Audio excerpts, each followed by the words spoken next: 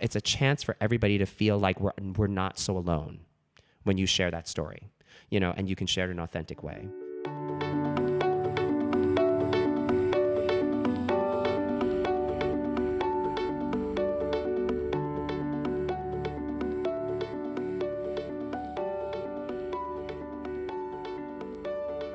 Hello, welcome to the Tony Howell podcast. In this episode, I have a conversation with Broadway changemaker Telly Leung. So I first saw Telly tickling the ivories and taking us to church in Godspell, and then watched him reach cult fan status with shows like Rent and Glee. After recently watching him beautifully lead a historic original work in Allegiance and then flying high on Broadway, Times Square, and in digital ads in Aladdin, I was really excited to bring him in for our Pride episode. He is a leader in the Broadway community as well as the LGBTQ+ community, and I think after listening to this episode, he will become your Broadway big brother. Thank you so much to Telly for being on the show. Thank you for listening, and enjoy.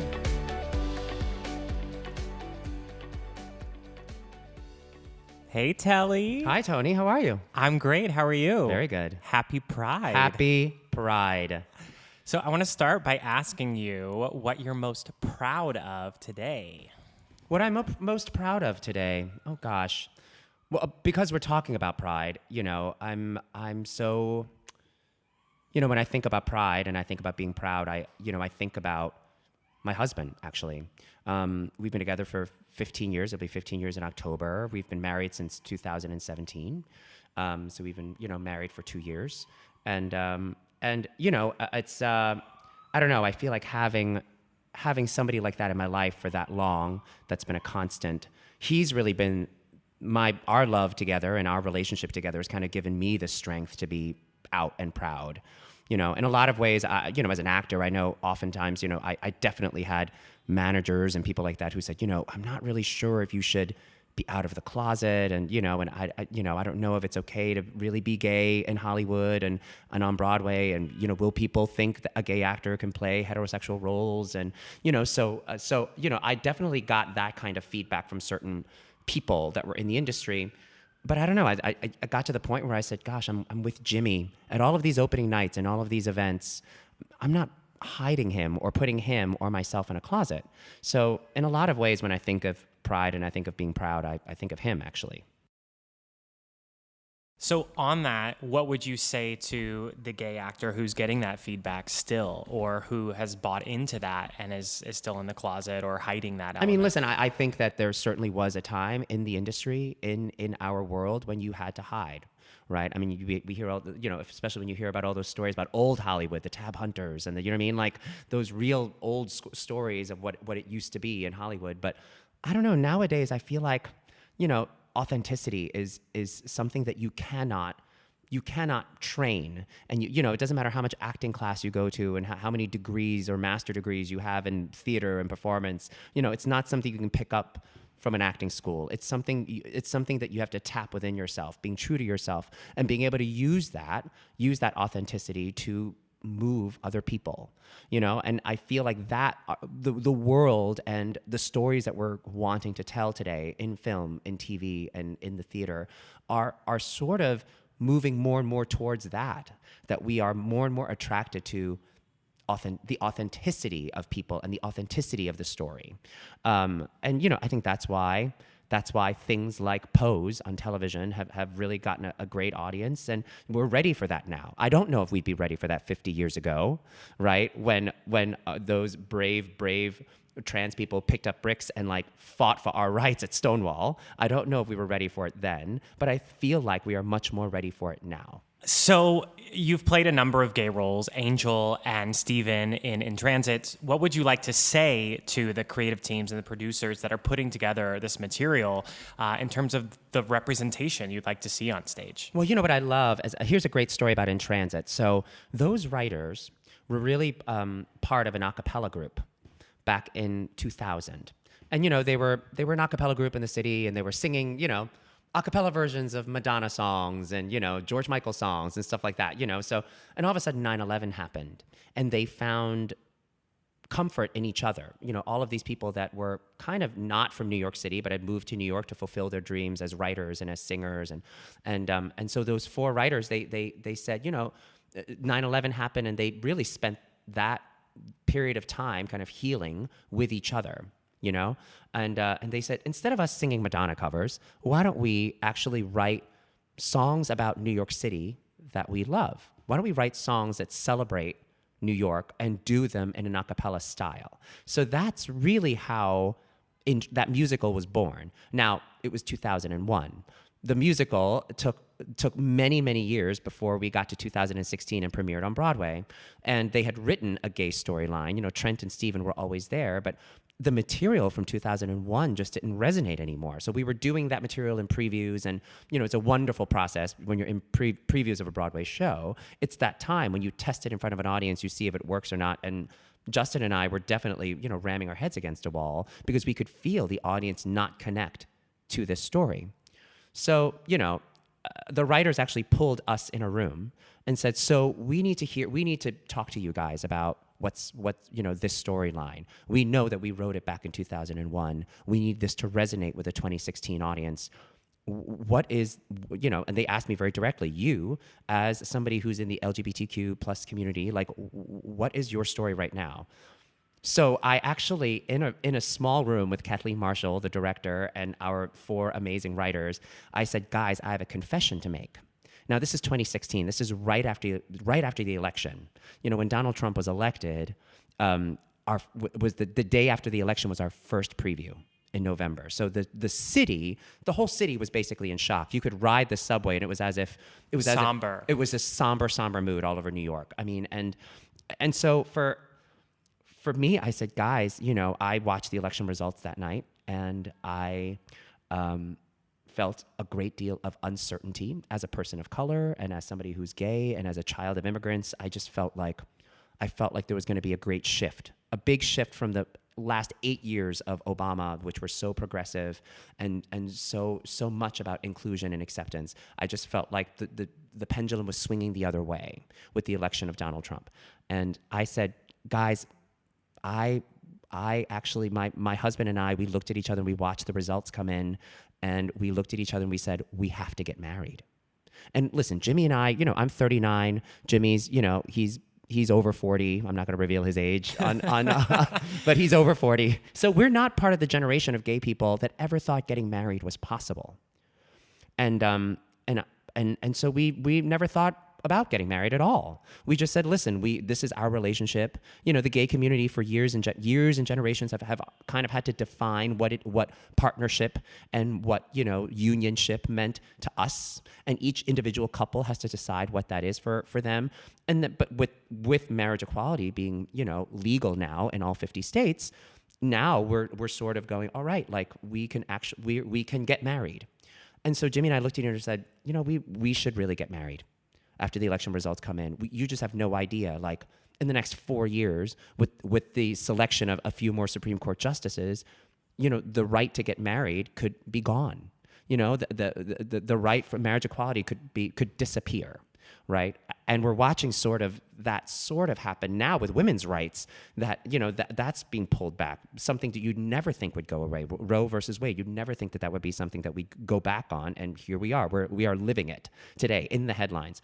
And so I looked at Jimmy and I said, I don't want us to lose that right to get married in the next 4 years, and then we grow old, and then we're not legally wed in any way, and I can't make decisions for you when that time comes in the hospital. You can't do that for me. We're not making important decisions for each other. And so I said, we just have to do it. So I confessed to that writing team in a tiny little room. I said, guys, I got married. Like, I ran away and I eloped secretly, and I got married, and we decided that we weren't going to even tell anybody on social media or on Facebook or Instagram until Inauguration Day, because we knew we had a lot of friends who were going to feel very anxious that day. And so we said, you know what, since we're getting some news from DC, why don't we also blast out some news that, hey guys, we got married. Do you know what I mean? And we use the hashtag Love Trumps Hate, you know, as kind of our message to the world, saying, you know, and in a lot of ways, it's the best thing. I feel like it's the best decision I ever made. And ironically, that storyline of Stephen and Trent running away and going to City Hall and getting married, that's in the show now. because they basically just made our characters do the same exact thing, and all of a sudden it rang true, and it rang true for that time, right then and there. So and it also helped define our characters too a little bit. You know, Justin's character, he comes from a very conservative family. He's not even out to his family in the South. That was his storyline. And then my character, Stephen, was a vigilant kind of, you know, left-wing sort of, you know, very liberal kind of guy who had PFLAG parents. Do you know what I mean? So like, in many ways too, we even within the gay community, you know, you kind of have to go, oh, right, like we all come from different places. Like there's compromise. Marriage is also about compromise. And that's true of gay, you know, gay weddings and straight relationships and, you know, all of those relationships too. So it was interesting that we, you know, the storyline that ended up working was the authentic one, the one that actually happened. Speaking of Telly, the actor, Telly, the artist, I know that you bridge a lot of worlds between music and theater.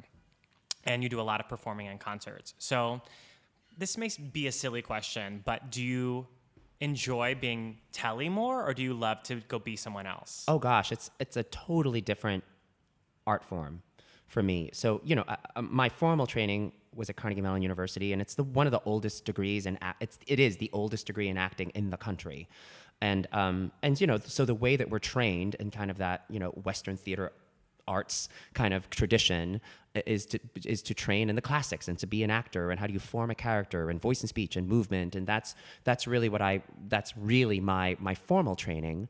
But so much of that, you know, I remembered it was my senior year and it was my senior thesis project, and a Carnegie Mellon alum, Billy Porter, actually came and directed me in my senior thesis show, and I played Bobby in Company. You know, I was a 22-year-old Bobby. Bobby's supposed to be 35, but it's college. It's college. That's what they do. And I remembered, you know, Billy actually pulling me in a room during one of his note sessions and going, so this is what you're doing. The outside of it is great. He's like, you sing it well.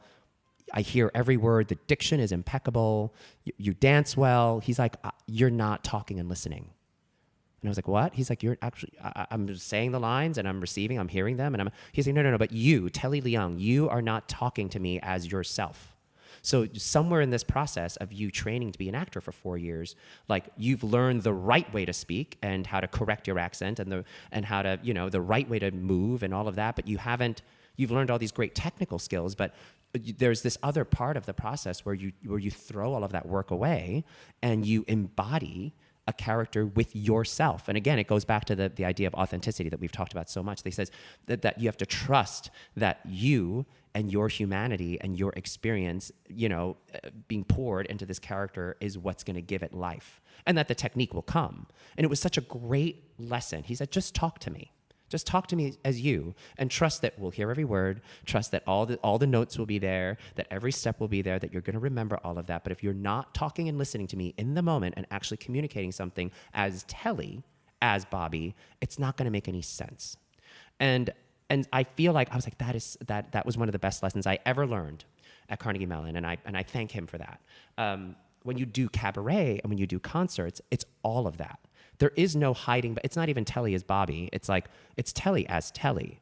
And it's frightening because there's two things that happen. A, you go, gosh, you know, it's hard to share personal stories about yourself because it feels like you're naked on stage. But you know, and also at the same time, you say to yourself, is it enough? Like, who wants to hear about my story? There's that little like voice in the back of your head that goes, you are not interesting. Like, your story is boring. But actually finding that courage to tell your story in the most authentic way and in the most truthful way, and to actually engage an audience in your story makes them, it actually helps move people. You know, it actually helps people kind of look back at their own stories and maybe find the courage to tell their stories as well. So that's definitely something I've learned by doing concerts and by doing cabaret, to just trust that my story is interesting enough, and that if I'm truthful to that, and that somebody will connect to that. And oftentimes it's the more specific, the better. You know, like I talk about my family a lot in my shows, and it's very specific. I come from a Chinese Cantonese immigrant home in New York City. Like it's so specific. But, you know, me being very specific about my upbringing in that household, you know, I find that, you know, there are kids who grew up in Indian American homes who are like, oh my gosh, that's totally my parents. Or kids that grew up in like Latino homes that are like, yep, we have traditions too, and they're sticklers about X, Y, and Z, and this is why. And so people connect, and I think that's always the goal of doing concert work and cabaret work. When you get an intimate room like that, you know, when you're at a place like Birdland or Feinstein's at 54 Below or any of these great little rooms where cabaret artists are working and you're hearing their stories, you know, it's a chance for everybody to feel like we're not so alone when you share that story, you know, and you can share it in an authentic way. And my goal is to always have people kind of leave my concerts or leave my shows going, I know a little something about that person. Not that person's work, not that Telly played Rent, you know, was in Rent, or Telly was in Transit or Aladdin or Wicked. That doesn't matter. The resume stuff doesn't really matter. Like I know that person a little bit more, and wow, how wonderful that he was able to share his story. Where are the opportunities for me to share mine? And I guess if I can get one or two people in that audience or more to leave and go, you know, my family story really interesting, or like my story about me finding love is very interesting. You know, that maybe I feel like then I've accomplished my job as an artist. I like that word, artist. So can you define the moments in your life, because you are a multi-hyphenate. You're an actor, teacher, producer. So when did you make the decision, I'm going to be an actor? Let's start there. Yeah. It's interesting. You say like I'm a multi-hyphenate like it's a choice sometimes. And I actually don't think for me it was a choice, because I learned very early on, and maybe it's because I'm an Asian actor, an actor of color, and I knew that there wasn't going to be as many opportunities for me as there were going to be for my Caucasian counterparts, just because I'm a minority. I'm a racial minority, and we are a minority not only in the world in you know, in America, but we are a minority in this business. So I go, okay, like the acting opportunities are not as plentiful for me, so I'm going to need to express myself in other ways. So yes, I want to be an actor, performing on Broadway all the time and performing on TV all the time. That's not going to happen all the time. So I also have to create other work for myself in a cabaret venue or in a concert venue. Well, creating other work means then I have to create other work as a producer for myself, because if I'm not seeing the kind of stories that I want, I got to go find those stories and find the people to be working on them to make something. So if that means I'm sitting in a producer chair to tell stories, then great. Then I need to sit in a producer chair. Or do I need to sit in a teacher's chair and encourage the next generation of storytellers? So in many ways, like I am hyphenated, but I think I'm hyphenated out of necessity. Like the business sort of said, and the artistic world sort of said, you're going to be a hyphenated person. Well, you do it well. Well, thank you. You wear it well. Let's rewind back to Billy Porter directing you in Company. Yeah. And I know there's a fun story there of you booking your Broadway debut. Gosh, it's a crazy story. Care to give that? Yeah, so I was, you know, it was my senior year. I'm doing Company, and, you know, listeners out there, you have to know that Billy Porter, we all know him as Tony Award winner Billy Porter, from Billy Porter, from Kinky Boots, and also from, but now he's, you know, he's Golden Globe nominated for his turn in FX's Pose. But Billy also went to Carnegie Mellon, and when he graduated in '91, his first Broadway show was the original Broadway company of Miss Saigon. He was hired to be in the ensemble, to sing high notes, which Billy does very well, and to cover John. And so when he did Miss Saigon, he entered into this very small, tight-knit community of Asian actors that were working on Broadway. So he got to know them all very quickly and sort of become honorary Asian in a lot of ways. Fast forward, it's now 2002, and the man who was his dance captain in Miss Saigon, Mark Oka, was going to be dance captain and associate choreographer of the 2002 revival of Flower Drum Song, which featured an all-Asian cast. And so Billy picked up the phone and said, hey, Mark, I have a couple of Asian kids who are doing Company here at Carnegie Mellon. They're students. They're seniors. They have no agents. They have no business contacts. But, you know, are you seeing people for Flower Drum Song? And Mark said, actually, we are. We're looking for people for the Broadway company. He goes, great. Can you get them some appointments? And so, you know, Billy got me and a couple of my classmates, you know, an appointment at, like, you know, it's a dance call, but it was like what they call them agent-only dance calls. Like you have to have had like a Broadway credit or an agent submit you as a submissions-only sort of dance call. And somehow Billy was submitted us. He's your agent. Correct. And so Billy said, I got you this audition in New York City, but we were teching company at the time. He's like, you're Bobby. You're in every scene. So he's like, you have to finish tech at midnight. You can't leave tech. So I finished tech at midnight. I got on a Greyhound bus from Pittsburgh to New York. I got into New York at like 8:30 in the morning. I splashed some water on my face. I was at my first Broadway dance audition. And I made it through the jazz combination. They put you through a ballet combination. They make you read sides and sing from the Flower Drum song from the score to see if you can cover any roles. And ultimately, Bobby Longbottom said, so I hear you're doing company with Billy Porter right now. And I go, yeah, that's I just got off a Greyhound bus last night. And he says, great, sing Being Alive. Which was great. I was so thrilled that I literally just sang it the night before in tech. So it was awesome. It was already in my book. I was ready to go. And I was like, great. And they was like, awesome. So then I went back on my Greyhound bus. And you have to understand, this is 2002. This is before iPhones. There was no texting. I remember when I graduated, I had a service number in New York and LA. Like, people barely had people didn't really have beepers. People had Online? Yeah, it was America Online, and people had answering machines that you had to call. You had to call a code to hear your messages. All of that. So I got on my Greyhound bus and I got back to Pittsburgh, and Billy was like, "How'd it go?"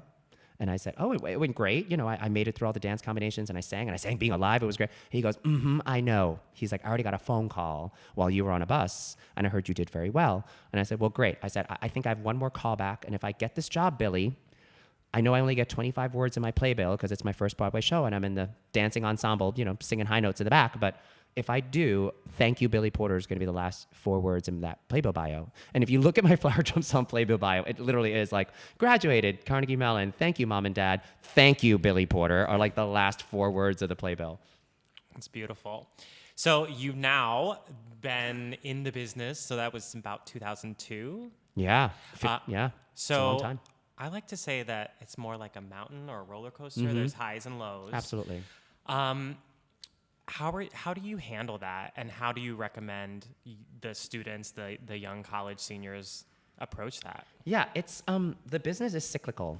So I got Flower Drum Song. It was 2002. It was great. I was making my Broadway debut. I was like the kid in my class that graduated with a Broadway show. The show opened and closed in 4 months.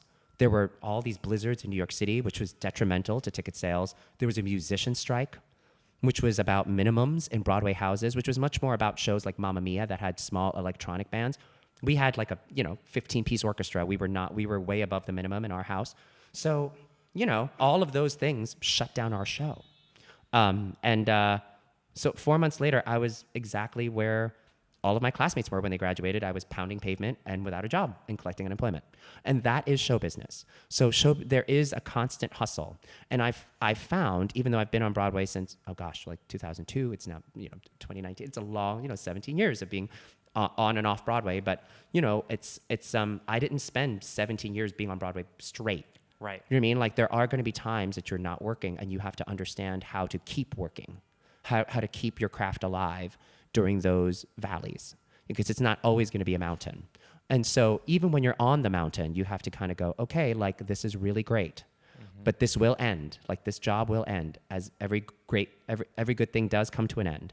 And so you have to figure out what's next, and you have to also keep creating. But yeah, it's going to be often more valleys than mountains is what so just be prepared for that. And also be prepared for the fact that as an actor, it is your job to audition. So, and really as anything, as a director, as a scenic designer, you're constantly pitching or you're constantly auditioning. It's freelance. You're always looking for the next client. And you're constantly putting yourself and your work in front of people and getting a lot of rejection. So just know that going in. Dealing with rejection, everybody has to find their way of dealing with no. Do you know what I mean? Like, there's that great story of Christopher Reeve, who people would see, he had just graduated. I think he went to Juilliard or something. And he just graduated, and they were like, who's that cheerful guy? He would leave every audition, and he'd just have a smile on his face. And it was because he said to himself, he says, I'm not going to quit. I'm not going to not leave an audition smiling until I get to 100 auditions and I don't book a job. He never got to 100. Like, he walked in with that positive attitude, and he always booked a job before he reached 100 rejections. So that was Christopher Reeve, and it's kind of a good trick.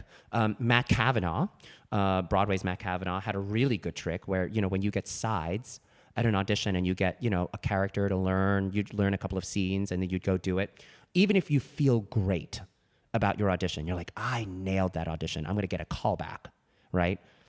Throw the sides away. Like, rip up the piece of paper and throw the sides away and move on to the next thing. And I think that is so useful because then you don't sit at home waiting, oh my gosh, where's my callback? Because that's not up to you. That's not really in your control and in your power to do that. And the other really good piece of advice I got is that, and again, this is back to authenticity, but be authentically yourself. At the end of the day, I know my strength as a performer comes from the fact that there really isn't another Telly Leung in this business or in this world, right? That what I do, how I look, how I sound is very unique.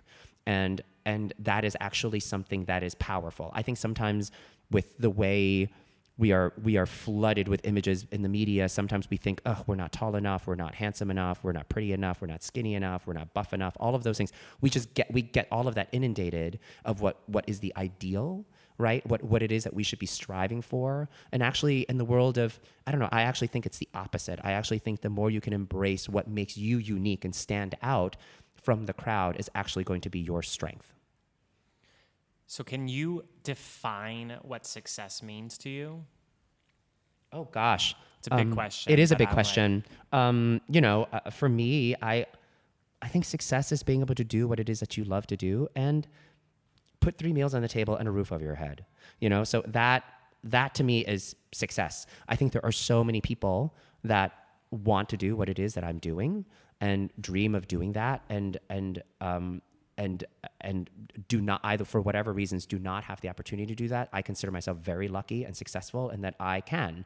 Sure, I have no trophies on my shelf and I've not won any awards and all of those, you know what I mean? Like there are certainly, there are certainly people that will define their success by that. I need a Tony on my shelf, or I need an Emmy on my shelf, or a Grammy or something to go, but now I've succeeded, I've gotten there.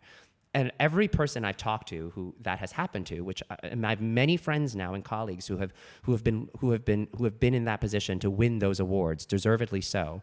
They go, all right, that's it.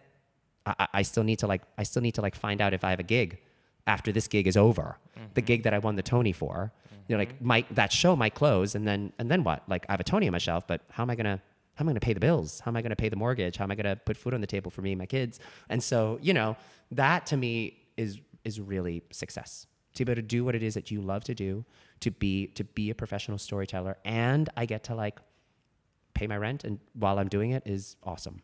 That's success. This is when I'm going to put on my entrepreneur hat and ask you if you have any systems that you do annually. You could call them rituals, but things that you do every year, every quarter, every month, every week to just make sure that you're able to fulfill that food on the table.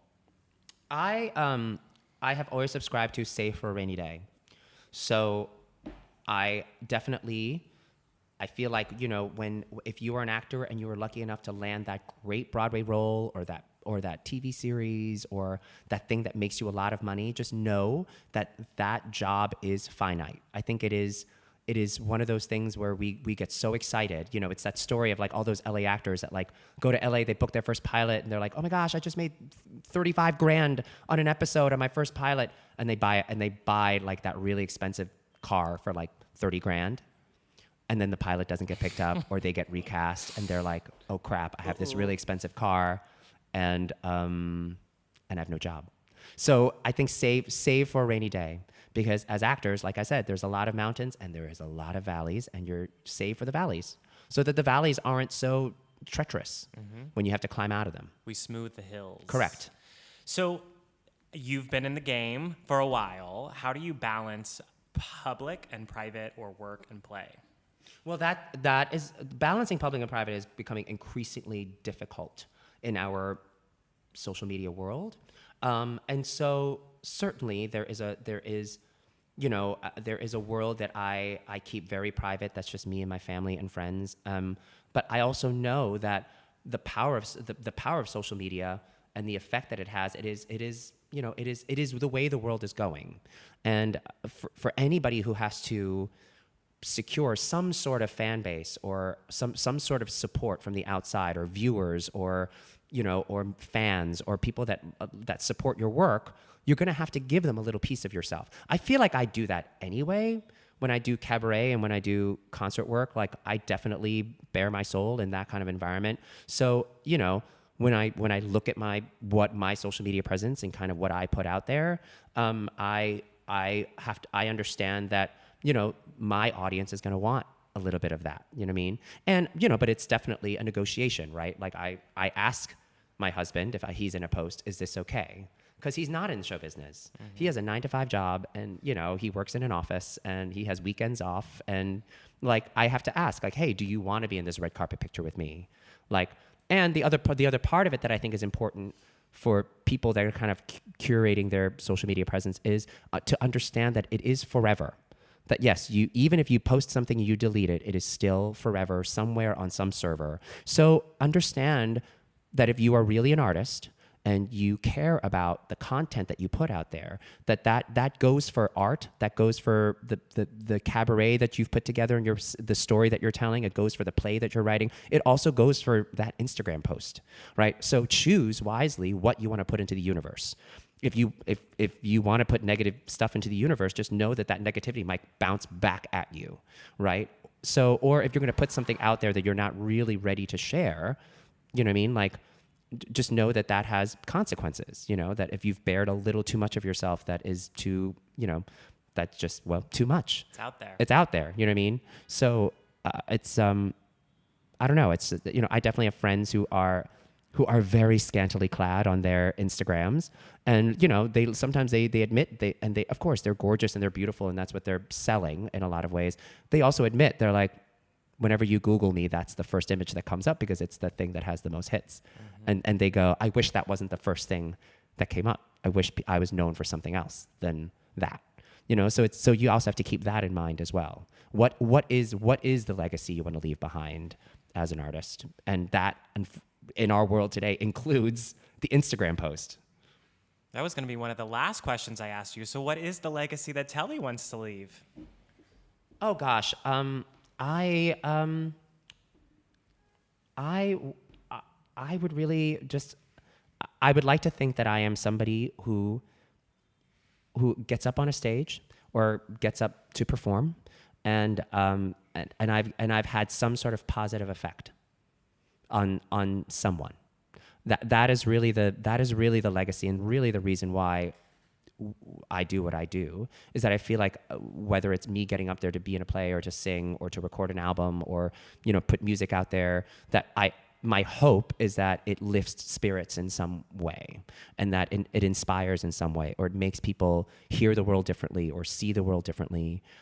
Maybe it makes people more compassionate towards each other. That's sort of my mission as an artist. So anything I've sort of left behind, whether that's a cast recording or even if it's, somebody's playbill and they hold it and they remember their experience from the show, like that legacy, I hope is a positive one and something that gives people joy.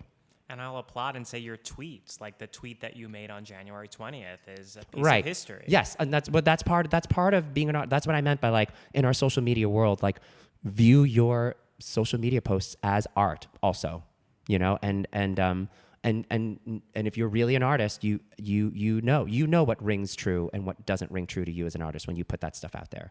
So, I hope my legacy is that, when they think of Telly the artist or Telly the multi-hyphenated, whatever it is, Telly the teacher, Telly the recording artist, whatever that is, the actor, that they go, oh yeah, like he was always authentic and he was always moving in some way.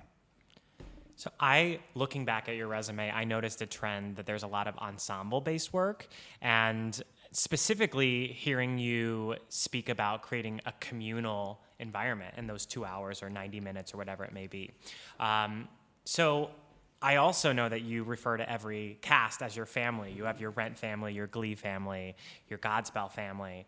So with that, why is it so important for you to create a family and a community? I think it comes from the fact that I'm an only child. And so I never grew up with brothers and sisters. So I grew up as an only child, pretty lonely and with an active imagination. So now that I've entered show business and I've started doing theater, and I really started doing theater in high school, it was instant brothers and sisters. And that's where the idea of family really came in for me. It's also being part of the LGBTQ community too. It's the family you make, right? We have so many people. I mean, I have wonderful parents who are loving and accepting. I mean, it took them a while, but they love me and they love Jimmy. And, you know, I have a family that's accepting of me, and I consider myself very lucky. There are people that don't have that in the world. And so they've had to find family. It's the family you make, right? And so I think it's both of those parts of my identity that kind of that makes me gravitate towards forming community and forming family in whatever it is that I do. I also think that that's, and at the end of the day, you know, my first love is theater. At the end of the day, that is what theater does. Theater in many ways is like church, right? It brings people together, and it brings people together to remind ourselves of our common humanity and what makes us one. Even though we are all different, at the same time we're also very equal at the same time. And that reminder is so important, so that when we leave church or when we leave the theater, we take that out into the universe with us, and we hope that makes some sort of positive change into the universe, right? So I don't know, like I feel like the idea of family and community is inherent in the art of theater, and for me, you know, it's instant playmates, it's brothers and sisters, and I think that's really where it stems from. So you've worked with some incredible aunties and uncles and sisters, including Sondheim, Schwartz, Lea Salonga, George Takei, and PH. Are there any particular lessons or messages that these leaders passed on to you that you would pass on to the listener? Yeah. Jose Lana is somebody that I love. He was the first leading man that I understudied. He was great for morale in a company. And, you know, and I think he even said it. He said, I learned how to be a leading man by watching Lou Diamond Phillips. And I actually did a regional show with Lou Diamond Phillips, and he was really like the leading man, and he really like rallied the troops, and he would always have his dressing room door open. He would create social events for the cast to bond, you know, and then when it was time for Jose to be a leading man in Flower Drum Song, he did that. It was my first Broadway show. I was 21, and he made sure he threw a big party at his house, and he always had his dressing room door open, and he hung out with the ensemble even though he was a star of the show. So when it came time for me to be a leading man, I remembered, you know, I was doing Allegiance at the time, and that was my first time really being a leading man, and I had a wonderful leading lady in Lea Salonga who was playing my sister, and she had been a leading lady many times, and she had been parts of, you know, we had talked about that, she had been parts of companies that were really wonderful and love fests like Flower Drum Song, and then she was part of companies that were not, you know, and I said to Lea, I said, listen, we're doing a musical about the Japanese-American internment. This is a tough sell. I said, I don't know how long we're going to be on Broadway realistically, but you and I have to set the tone. You and I are going to make sure that the 4 months that many of these kids, many of them were making their Broadway debuts. These Asian actors got their Broadway debuts doing Allegiance on Broadway.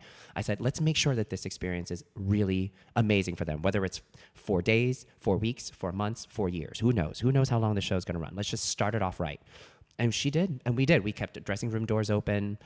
I started a thing called Bar Telly at a tiny dressing room at the Longacre Theater, but I made sure that, you know, every Sunday we had a drink before we left the building all together, and it didn't matter. We crammed like 40 people into my dressing room, and who cares? Everybody have a shot before you leave the building. Congratulations on a long week, you know, and you know, and I heard other leading men do that too. Like Alan Cumming used to have Club Cumming, his dressing room at Studio 54, and now Club Cumming is now an actual bar in the Village. It was born from his dressing room at Cabaret, but he did the same thing for his company. And so, you know, when it was time for me to be a leading man again in Aladdin, I did the same thing. I was like, I opened Bar Telly open often for everybody just to like hang and have a place and keeping your dressing room doors open. So I don't know, that nobody teaches you how to do that. There's no acting degree that teaches you how to lead a company. And it's something you learn by having really good leaders and going, if I ever get in that position, if I ever get lucky enough to actually lead a company, I'm gonna use my time in that way. I learned a lot from that, you know. And of course, you know, doing Rent and being with all those incredible artists being with people like Anthony Rapp and Adam Pascal and Gwen Stewart, the original cast members, but also people like Michael McElroy and people like Yasmin and Carmine Allers, and like that Rent ensemble really taught me how to work in an ensemble. So those brothers and sisters and aunties and uncles really taught me what it meant to be, listen, like Adam Pascal, Anthony Rapp, when I did the show with them, they're huge icons, they're stars, they're musical theater icons, right? They were in the ensemble just like the rest of us, because that's the nature of the show and that's what the show demanded of them. And so not once did I ever feel like I was lesser than in that show. And that's the power of that show. And so, it was from those guys that I learned that very important lesson. Yeah, those are the ones that I can think of off the top of my head. There's so many, actually. B.D. Wong, also a great leading man, that George Takei, he was 78 making his Broadway debut in Allegiance. He never called out sick once. Wow. I've seen him do the show sick as a dog. And he was like, listen, my name is above the title. And he's like, this is my family story. And I know there are so many Trekkies coming to see me in this show. He was like, there's so many people that he was like, I can't disappoint them, Telly. I have to be here, even though I'm sick. It was great. That's it. That's showbiz. Even though he'd never been on Broadway before, and he'd never done 8 shows a week in a grueling Broadway schedule like that, and he did it. I was so impressed and inspired. I'll take a moment to say I saw you in Allegiance, and you were incredible. Oh, thank you. And I would like to highlight the show for anyone who doesn't know it. They need to look into it. Is it available for licensing? Yes, there have been several regional productions that have been done. Most recently, one in Hawaii that was a huge hit. They've done it in Boston. They've done it at East West Players in Los Angeles. So it is making its way through the regional circuit as well. And it's exciting. It's great because it's giving a whole new generation of Asian actors an opportunity to perform that show and to tell that story, which needs to be told, right? It's a whole American story that we've not heard much about that 120 Japanese Americans were forced from their homes after the bombing of Pearl Harbor because they were suspected to be spies or a threat to national security. And it was pure prejudice and pure war hysteria and fear that drove that, and please, like, that story really needs to be told in our climate today, as we watch the world head towards, the building walls and Donald Trump and Brexit and the fear of people coming in and all, what I mean? It's a story that really, really needs to be told now more than ever. So I'm glad it is getting licensed. Fathom Events had filmed one of our final performances of the show, and every year they do cinecasts all around the nation. So, right around December, right around Pearl Harbor Day, it'll be shown at a local theater near you, and you can, check out Fathom Events, their website, for the schedule of when that happens. And frankly, they haven't released it for streaming, on Netflix or Broadway HD because we still do so well at the screenings. Nice. To this day, even though the show only ran 4 months on Broadway, I still get people coming to me at the stage door going, I saw Allegiance in a movie theater and it was so moving. And so, there's a part of me that is so thrilled that, people are preserving Broadway shows in that way now, because it's bringing Broadway to people that might not have the access to it. It's the power of digital. It's Yeah. It reaches more people. And please, like, the first musical I ever saw was not live. The first musical I ever saw was on PBS, and it was Into the Woods, and it was filmed live on Broadway from the Martin Beck Theater. Bernadette Peters and Joanna Gleason, Chips Out. So that was my first experience with Broadway too. And had it not been for a capture of that live performance, I probably wouldn't be doing this today. So for someone who's listening who wants to be a part of making change in the world that we are living in, I feel, but as an observer, I feel like you're becoming a little bit more political on Twitter and such. Is that one of the ways that you're handling the current climate? I think with what has happened in the last election cycle, I think people are just becoming more woke and more aware. You cannot sit back anymore. You cannot just say, I'm not going to participate and I'm not going to vote, because as we see, every vote matters. Every your vote, your opinion matters, and it's what makes us what makes this country great. We're American. We can voice those opinions, and they can be different opinions. Listen, I respect people I respect your right to vote for whoever you want. Just go and vote and make your voice heard. That is really, and I might not agree with you politically, but I respect your right to speak your mind and if you feel very passionately and strongly about something, at the end of the day, that is what makes this country great, is the differing opinions. And at the end of that is how we get to the best solutions, is by hearing from all corners of our country about what the solution might be to a problem that we're having. So we all should be vocal, no matter where you stand in the political spectrum, no matter how far left or how far center or how far right, it doesn't matter. Just speak your mind. And I honestly, I also do think that when people really take the time to speak their mind and speak truthfully and authentically to what they believe, that is when we find compromise. Because as we keep talking, people from the very, very far left can talk to people in the very, very far right. And as they keep talking and communicating, they actually find out that their goals are probably very similar, that there is a way to meet in the middle somehow. It's just that you actually got to get the two sides to talk first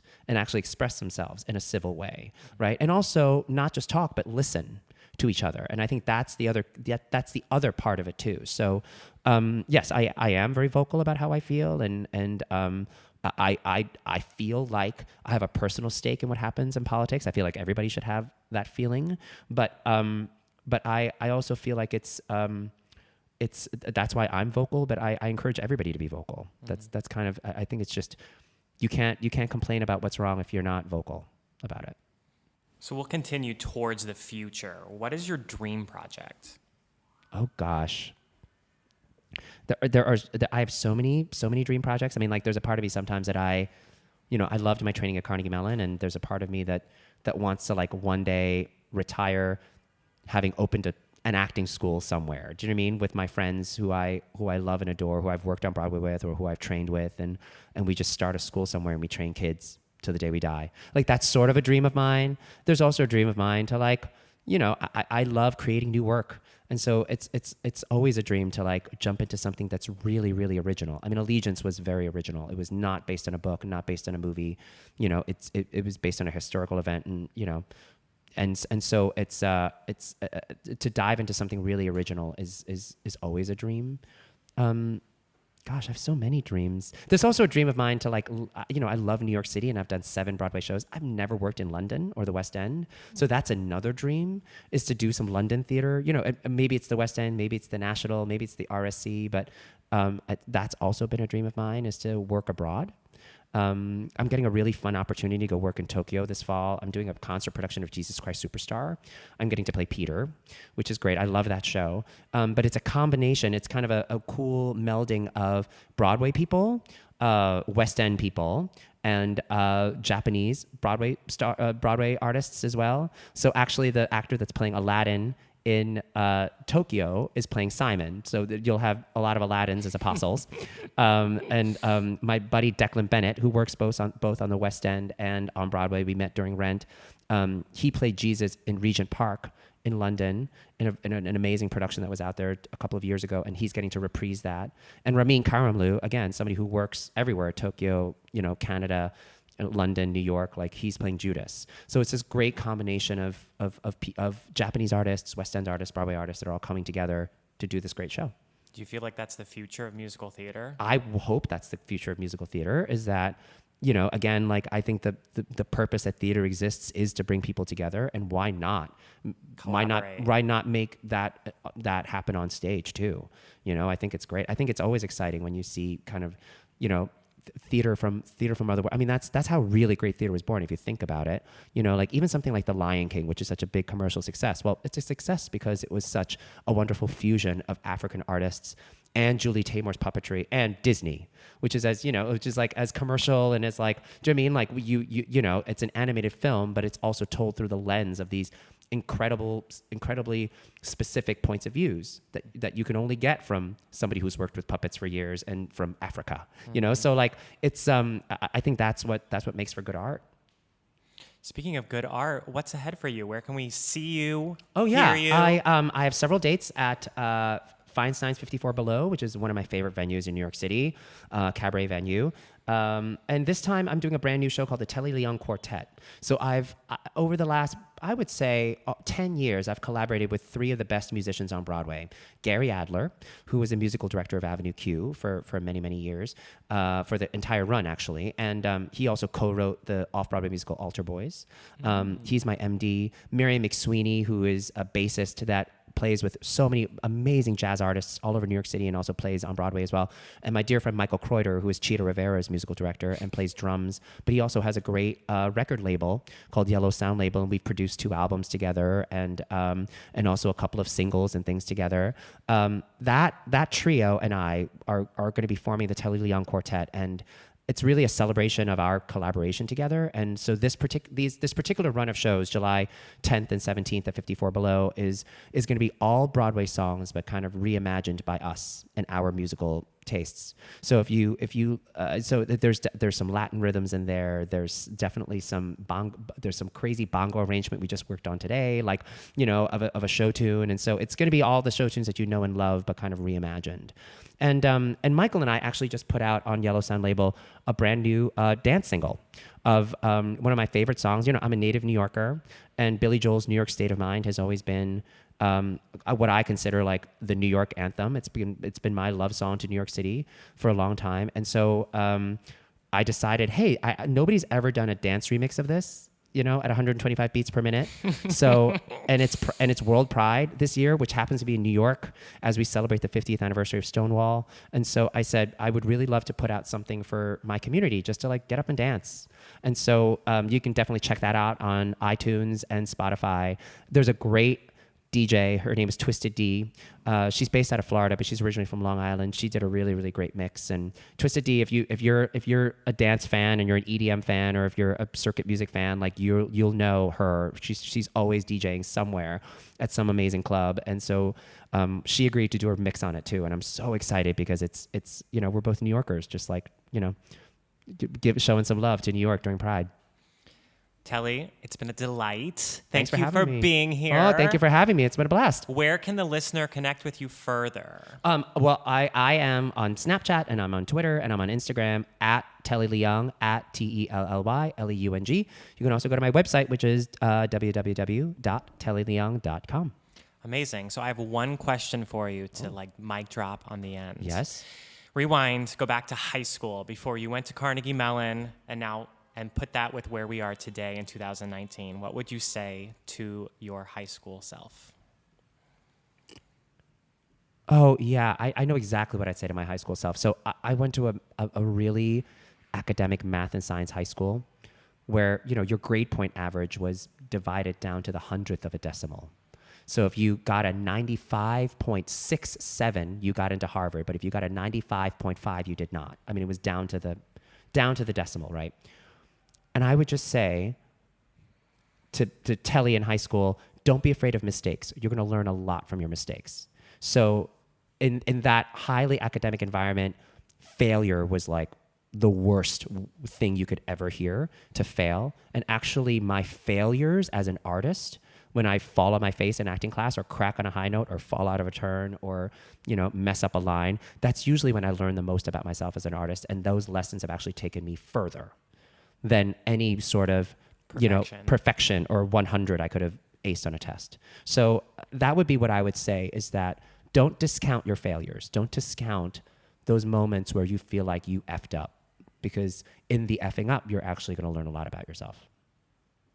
Thank you. Yeah.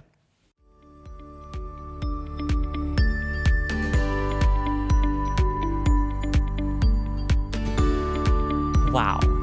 Thank you, Telly, for sharing your beautiful heart with us. Thank you for listening. And now I want to challenge you, the listener, to actually share your story. Use the hashtag LGBTQIA Future Month, and let's all connect with one another. Now, if it really resonated with you, I would so appreciate if you would take a screenshot of this episode and tag Telly with your gratitude.